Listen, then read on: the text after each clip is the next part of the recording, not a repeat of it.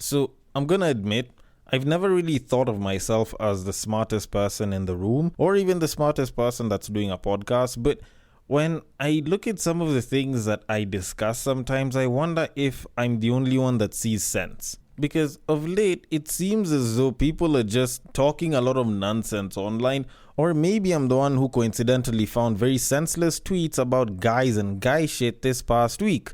Either way, I am going to discuss them. Because at some point, I feel like some sense just needs to be put out there, or at the very least, if what I'm speaking is nonsense, at least someone gets to put some sense into my system, then I can put some sense into your system, stuff like that. But before we look for the sense I was supposed to give the dudes, I need to discuss something that I found to be particularly interesting. Now, normally in this day and age, if you go online, you'll see a lot of talk of people busy talking about racial abuse because they were black or because they were Hispanic or because they were Chinese. But the one that jazzed me the most was a story that I found where Starbucks was ordered to pay $25 million to a manager who says she was fired for being white. Like, am I the only person that finds this a little bit odd? Because I've never had a black person being compensated this much for being black. Or is this a cue for me to not give too much of a damn because she's white? Honestly, I don't know. But the story sounds particularly interesting, so I'm just gonna read it. Because it says, and I quote, Starbucks has been ordered to pay $25 million to a Starbucks manager who claims she was fired for being white. A jury has found in favor a former Starbucks regional director, Shannon Phillips, who sued the company for wrongfully firing her. She claims she was terminated for being white. Phillips worked for Starbucks for about 13 years, then managed a region of stores in the area. She was fired after the arrest of two black men at a Philadelphia Starbucks in April of 2018. The jury returned a verdict of $25.6 million, including $25 million for punitive damages and $600,000 in compensatory damages. End quote. Now, I actually decided to go and read a little bit further than this caption that I saw on IG about this entire story, and apparently this entire thing came because some manager had called the cops in one of the stores that she was managing and had complained about some two black people that were supposed thieves. And the cops go, they pick them up, they realize it's not what it is that they thought. These guys go to social media, they complain, they vent. And mind you, the manager who called the cops on them was black. But they pretty much went after the regional manager as they were busy talking about, people need racial sensitivity training, blah, blah. And then they decided to fire her because, she was the white one and the black guy that called the cops on the black people, is black. So she pretty much decided to go back and retaliate against Starbucks, and now they owe her. Which I think is kind of nice because in this particular case, people would have brought up the whole race card, you're having this person arrested because they're black. And yet the black manager wasn't the one who was fired. It was the white one. And this is a big part of the reason why this whole woke sensitivity thing, I think, is mostly a pile of bullshit. Although I'm fortunate enough that shit hasn't really come to Kenya all that much. So I'm going to leave it at that because, just like that coffee, I have a couple more shit that I have brewing. And move it on to what it is that we were supposed to have discussed today. But first, I need to start by saying, welcome to Breaktime on West Side, your number one Breaktime podcast, coming to you from Nairobi, Kenya. The man on the mic is a man who likes his women the same exact way he likes his yogurt. He's also a man whose favorite cardio involves him running his mouth. It is none other than your tall, dark, and mildly handsome man, Sir Denver B. The show is Tweet Street, the show where we take a deep dive into Twitter, pull up a couple of tweets and break them down a little bit. Now, as usual, if you know the drill, you can repeat it after me. If you don't know the drill, it's okay. And if you do know the drill but you're not doing anything, then what are you waiting for? Because you can become a contributor to the making of these episodes via submitting of tweets, whether you find them on Facebook or IG, because that also has its own section, or you find them on Twitter, then you can send them over and we can break them down and try and make some sense of what some people say out here. And it's a very simple drill and it almost sounds like a song, and it goes like this. You see that tweet, you like that tweet, you want us to discuss that tweet, you send that tweet. You send it to the DMs of @BagakaTheD, which happens to be my personal Twitter handle, and I will take it from there and I will handle it accordingly. On Facebook and on IG, if it happens to be a screenshot or a screen grab, or it just so happened to be used for a reel, then the place to send it to is @Breaktime on Westside. The DMs are always open, and I will take it from there and handle it accordingly. Now, I have a couple of tweets that I need to break down and, definitely some sense that I need to kick into some people. But before I get into any of that, we need to discuss something for a little bit. And it has a lot to do with image and a lot more to do with how society looks at things, or at least looks at situations. Now, for the past week, at least by the time this episode is coming out, it should have been about a week, there's been some chatter online about some of the things that was said when DJ Bones, husband to former radio personality Kamene Goro, was busy talking about during a podcast interview that was being done sometime last week. Now, he was talking about the habits that he likes and dislikes in his wife, and he was busy talking about how he is yet to adjust to his wife's smoking habit, even though the wife, Kamene Goro, has actually sort of been trying to reduce and kind of quit smoking altogether. Now, this definitely created a bit of buzz online because a lot of guys are busy talking about how that's a red flag, oh, that's why I wouldn't marry such a babe, blah, blah, blah. Why would you be with a babe who smokes? But on the flip side, there were babes that were busy coming out and saying, like, why the hell is that too big of an issue? Yes, we can understand that smoking isn't a good thing and, like there's health issues and all, but guys smoke as well and we still accept them. What's so wrong with a babe smoking? And it sort of became this whole thing of, no, there's no good thing with like a babe smoking, but the babes are like, but is there a good thing with a guy smoking? And it was this back and forth that's been happening over the past couple of days on different platforms with different people. And having looked at all of it, I actually fully agree with the guys, but it's probably not for the reasons that some people might think. Because I can go into the whole, the issues with health because, if a baby is smoking and she gets pregnant, it can affect the child's development in the belly also when the baby comes out and shit, or what it'll do to the lungs and everything. Like, I can give all the reasons that are probably going to appear on some person's biology or science textbook. But to be quite honest, the main reason why most guys find it to be a bad habit if a babe smokes, hell, even looking at it as somehow revolting, isn't even based on any of that science. It's mostly just because there's no sexy way for a babe to smoke. Whether she has her legs open and she's naked and she's showing you tits as she's trying to smoke, like whatever way she's trying to do it, there's no way that she can actually look sexy in like the conservative mainstream way and be smoking at the same time.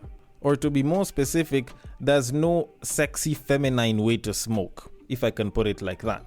And you can go and check this with just about anyone, because it's one of those things that I can say has probably been an influence on marketing, more so for guys as opposed to the babes, which is why when a babe will come and be like, oh, but it's not like guys look sexy when they're smoking, blah, blah.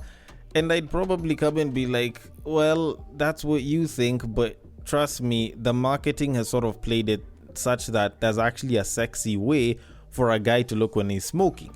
Like, it's marketing ads from like the 70s, if I'm not wrong, from like the tobacco industry that really did that. And they sort of brought out this whole cowboy with like a cigarette in his mouth and the guy looks all manly and shit. Dude can play with guns and all. Like, at the end of the day, they pretty much did this whole thing where they did their marketing so well that it looked almost sexy to be having a cigarette.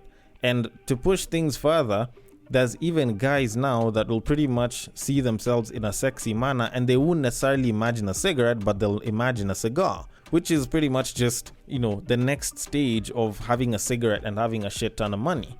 So to be very honest, for guys, they can sort of look for a sexy way while they smoke, but with babes, there's no real feminine sexy way to actually do it and still look like you're a feminine, beautiful woman. Like, that's just not how it looks for most of us mainstream people. So if you're a babe and you like smoking and you feel like you're kind of against this isn't something that I'm pulling out of my ass. This is something that you'll just see happen out here, because most of the guys don't even know or give too much of a shit about the health benefits or consequences of smoking to a woman. Like, for them, it's just the image that looks bad. From the way there's no proper feminine way to look good while smoking, to the fact that you could get charred dry lips and shit, like to the fact that, the smell of tobacco might be revolting to some of them. Like, all those things will pretty much still come down to the image, and to be honest, if they don't like the image, they won't go for the person. or they'll be very willing to drop the person probably after a shag or two. But then again, I might be wrong about that, but I don't think that I'm going to be that wrong when it comes to the tweets, so I'm gonna move it on. So on to our very first tweet of this episode. I was at Blankets and Wine today with my wife and realized I might have bagged one of the bare minimums in this Nairobi. I had to stay incognito. There are beautiful babes out here, and when you marry, that's when you realize that you clearly have no taste in women. This one doesn't even have sex appeal, so it's almost like I'm living with a pet. Okay, however which way you want to look at this, like this is just corny. This is weird. Like, whether you want to look at it as it's probably fake and this guy doesn't have a wife so he's just chasing clout, or he has a wife and he's just talking shit about her for clout, either way, I feel like this is just some of the most low level trying to get attention type shit that I've seen on Twitter. And personally speaking, I feel like if this is a guy that's talking about his wife like this in actual reality, then I actually sort of feel sorry for him more than I actually feel sorry for the wife. Because, my nigga, you're the one that chose to settle down, and like I've said before, a lot of times when guys settle down, they usually tend to settle down for the best that they can find at that moment. Now, if that was your best for that moment, my nigga, accept that you still got some version of the best. Like, if anything, doing the whole comparison game is just going to start hurting you, because as the saying goes, comparison is a thief of joy. And when you're finding a guy that's busy coming out here talking about, oh, you know, I went out for Blankets and Wine today with my wife and she looks ugly, like, fam, how the hell is it that you're willing to say that in front of other people and you're very comfortable going back to your babe?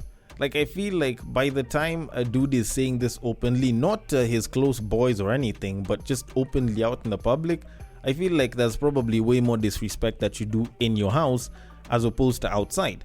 Because I tend to think that if you are going to have such a feeling as a guy, you'd probably go and express it to your boys and express it in confidence. And that's it. You just kind of leave it like that. Because the moment it starts to go out, eventually your wife is going to find out. Eventually now you're going to wreck her self-esteem, and any manner of BS can start happening from there. But dude is just casually doing this shit. Plus, also, this is something that I guess it's mostly the babes that talk about, but a lot of times how your wife looks post-marriage is as a result of how you treat her when you're in marriage. It's something that you'll hear a lot of babes talking about, where they're like, if a babe is in a great marriage where she's being treated right, where she feels happy and secure, then she will glow and she will look pretty good most of the time. But if you are mistreating the babe and she's always depressed, she's always feeling bad, she's not in her best look and everything, then she will sort of let herself go and she ends up looking like, you know, not that good. And when you kind of think about it like that, at the end of the day, for you as a guy, no matter how much you want to talk about how good or not good looking your wife is, you just have to accept it. She kind of is looking the way she's looking partially because of you. And it's something that you see with a lot of people. People who are very happy tend to be glowing. People that tend to be very sad and or depressed or lonely or just in pain will never really look all that good. And the face usually shows a lot of that. And I'm not necessarily talking about things like acne or eczema or anything. It's just that the babe won't look as good. The babe won't feel as confident. So the posture won't be as great. So the walk wouldn't be as good. So even her sex appeal will suffer as a result. Because if you keep her happy and she looks good, then the sex appeal will sort of come to a certain degree. Of course, there's babes that are lacking in sex appeal. And I think that one is very hit or miss. There's some people that care a lot about it. There's people that don't. I'm assuming that by the time you are getting with your woman, you probably didn't care about it all that much. But if that was the case, then why do you care so much about it right now? Like, just be happy that you have a babe to marry in the first place. There's a shit ton of guys that wish they could get married, that wish they could bag a babe that would choose to be with them and choose to stay loyal to them, but they're unable to get it. Like, take your win and move on. Appreciate the good that you have. Stop talking shit about your wife simply because you saw a couple of fine single babes out here in Nairobi. Like, a lot of those babes can be very problematic. Some of them are literally just thirst trapping the shit out of you, and a good chunk of them can be a nightmare to your head. They can be a nightmare to your wallet. They can be a nightmare to your mental health. And you're busy just talking shit about your wife because of them? Come on, bruh. Come on. Like, I thought we were better men than this. But anyways, I am going to assume that this isn't all guys that are, newlyweds and act like this. I'm going to assume that this is just him. And I'm going to move it on to our very next tweet of this episode. Ladies and gentlemen, I have a question. How many of you have ever ended a relationship with someone because they were sickly, aka someone who is always sick? I've heard stories of people being dumped for being sickly, and I don't know how true it is. Okay, I haven't heard of this as much, and I don't think there's that many cases that I can really refer to and talk about it. But to be very honest, I feel like if your bitch is crazy and you're a dude, this doesn't apply to you per se. But if your babe has, say, some sort of addiction, then it can sort of apply to a certain degree. I think mental health issues, I can't entirely say yes or no. It depends on the issue. But I guess if you're looking at something like addiction, it makes a shit ton of sense to break up with someone because of that. Because a lot of times, like, people don't really understand how bad addiction can be. Like, you can be the fine babe who seems really sweet and everything, but if they're stuck in some sort of addiction, or if the dude is stuck in some sort of addiction, then it can affect how you relate with that person, and it just ends up wrecking things between the both of you. Now, in that particular case, I can understand why you choose to break up with a person. But the one that's the hardest to really understand, and I'm saying this as someone from outside looking in, are the people who have some sort of physical disability, say after a procedure or after something that happened to them like an accident or some shit. Because after dealing with something that's as traumatic as whatever the hell they went through, and then you as the partner that was supposed to be there with them, all of a sudden just decides to bounce, like, that shit is just going to paint you as the devil, whether it was for good or for bad reasons. Like, you're just gonna look like a piece of shit. Let's be very honest. That's just something that you kind of have to be comfortable with. Because when your now ex is going to complain to her friends, when she's picking up the phone or he's picking up the phone, busy calling a friend or a relative, or even in plural, and calling them and busy complaining about how you dumped them not too long after you ended up in a sort of disabled position physically, or, physically challenged position, of course you're going to look like a douche. And, like, to be very honest, there are instances where I believe that it is okay. It might actually make sense for you to do that, and it might actually be better for the both of you. But by the time this person is complaining that you dropped them, anyone who's going to hear their side of the story is just going to conclude this person is an asshole because they left because this person is disabled. And a lot of times that's what people will dive to. They'll go for, like, the softest, most open weakness, and then they'll call that the main reason. And yet the reality of it is that's not always the case. Sometimes it could be a lack of motivation or a lack of confidence. It could be an addiction that they picked up. It could be the sort of mistreatment that they're giving. Hell, it could just be their lack of drive to actually do anything. And I'm saying a lot of this from outside looking in, so, a lot of this shit does sound like me pulling it out of my ass, because I am.